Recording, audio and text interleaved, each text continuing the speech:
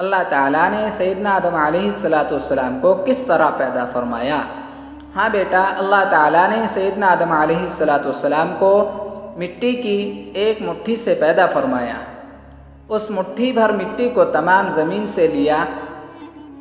اس مٹی میں ہر قسم کے ذرات شامل تھے، سفید رنگ، سیاہ رنگ اور درمیانی رنگ والی مٹی لے لی گئی۔ اسی طرح کچھ مٹی نرم زمین سے لے لی گئی اور کچھ سخت سے، پھر اس کا گارا بنایا گیا۔ پھر اس گارے سے ایک صورت تیار کی گئی، یہ صورت آدمی کی تھی۔ پھر اس میں اپنی روح پھونکی، جس سے اس میں زندگی آ گئی اور وہ حرکت کرنے لگے۔ مٹی کی اس مٹھی میں چونکہ تمام اقسام کی مٹی شامل تھی، اس لیے دنیا میں جتنے لوگ بھی پیدا ہوئے یا ہوں گے سب مختلف رنگوں اور مختلف مزاجوں کے ہوں گے، یعنی سب کے رنگ الگ ہوں گے، سب کے مزاج الگ ہوں گے۔ سیدنا ابو موسیٰ اشعری رضی اللہ عنہ، جو جلیل القدر صحابہ اکرام میں سے ہیں، وہ بیان کرتے ہیں کہ نبی کریم صلی اللہ علیہ وسلم نے فرمایا، میں اس کا مفہوم بتا دیتا ہوں۔ اللہ تعالیٰ نے سیدنا آدم علیہ السلام کو ایسی مٹی کی مٹھی سے پیدا فرمایا جسے تمام زمین سے لیا گیا تھا۔ اسی لیے سیدنا آدم علیہ السلام کی اولاد میں وہ تمام خصوصیت ہیں، جتنے قسم کی رنگوں والی مٹی آپ کے جسم میں لگائی گئی، آپ کی اولاد میں اتنے ہی رنگ پائے جاتے ہیں۔ کوئی سفید رنگ کا ہے، کوئی گندمی رنگ کا ہے اور کوئی کالے رنگ کا ہے، اور کوئی اچھا ہے، کوئی برا ہے، کوئی نرم دل ہے اور کوئی سخت مزاج ہے۔ ماموں جان آپ تو کہہ رہے تھے کہ تخلیق آدم کے وقت فرشتوں نے اللہ تعالیٰ سے کہا تھا کہ تو ایسی مخلوق کو پیدا کر رہا ہے جو زمین میں فساد کرے گی اور خون بہائیں گی۔ جنید نے کہا، ہاں تو بچوں، چونکہ فرشتے تخلیق حکمت سے یعنی تخلیق آدم کی حکمت سے ناواقف تھے، یعنی انہیں معلوم نہیں تھا کہ انسان کو کس لیے پیدا کیا جا رہا ہے۔ اسی لیے اللہ تعالیٰ نے ارادہ کیا کہ تخلیق آدم کا مقصد اور فرشتوں پر ان کی فضیلت اور برتری واضح کر دی جائے۔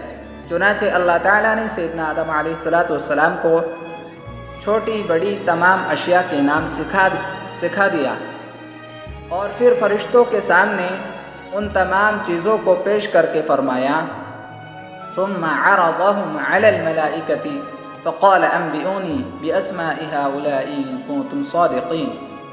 پارہ نمبر 1 سورہ بقرہ، پہلی سورہ ہے، 31ویں آیت۔ پھر پیش کیا انہیں فرشتوں کے سامنے اور فرمایا، بتاؤ تو مجھے نام ان چیزوں کے اگر تم اپنے اس خیال میں سچے ہو۔ فرشتے ان چیزوں کے نام نہیں بتا سکے، خاموش رہے، انہیں پتہ نہیں چل سکا کہ ان چیزوں کے نام کیا ہیں۔ آخر انہوں نے عاجزی و انکساری کے ساتھ اللہ تعالیٰ کی بارگاہ میں عرض کی، قالوا سبحانک لا علم لنا الا ما علمتنا انک انت العلیم الحکیم۔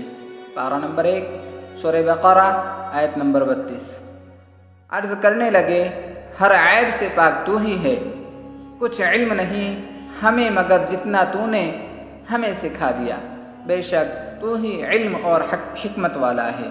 پھر اللہ تعالیٰ نے آدم علیہ السلام سے فرمایا، اے آدم، تم انہیں ان چیزوں کے نام بتا دو۔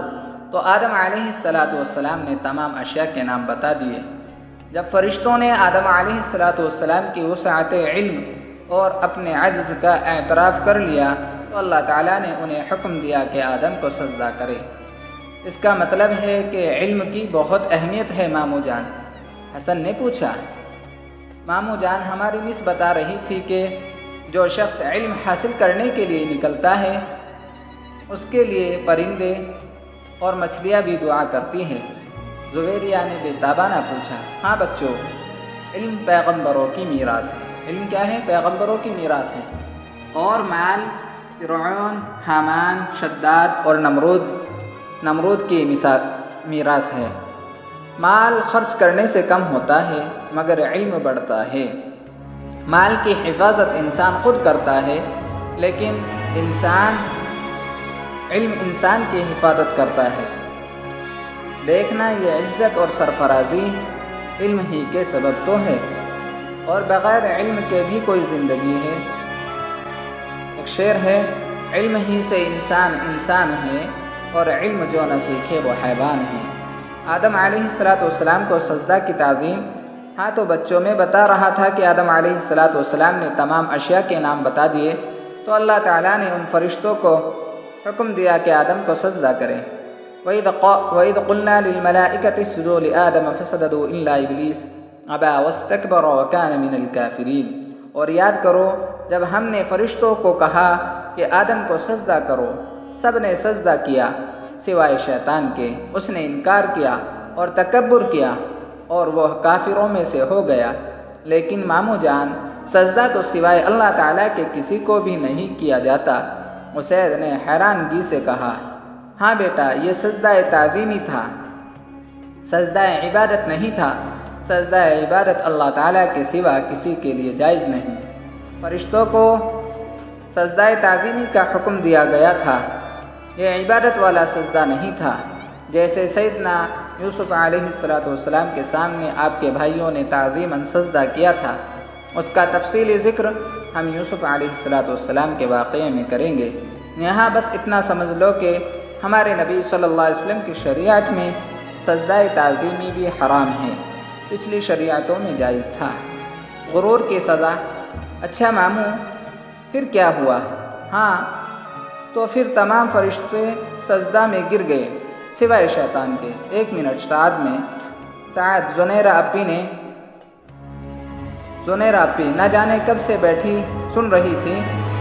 جی اپی، سعد ماموں نے ادب سے کہا۔ سعد پہلے یہ تو بتا دو شیطان کون تھا؟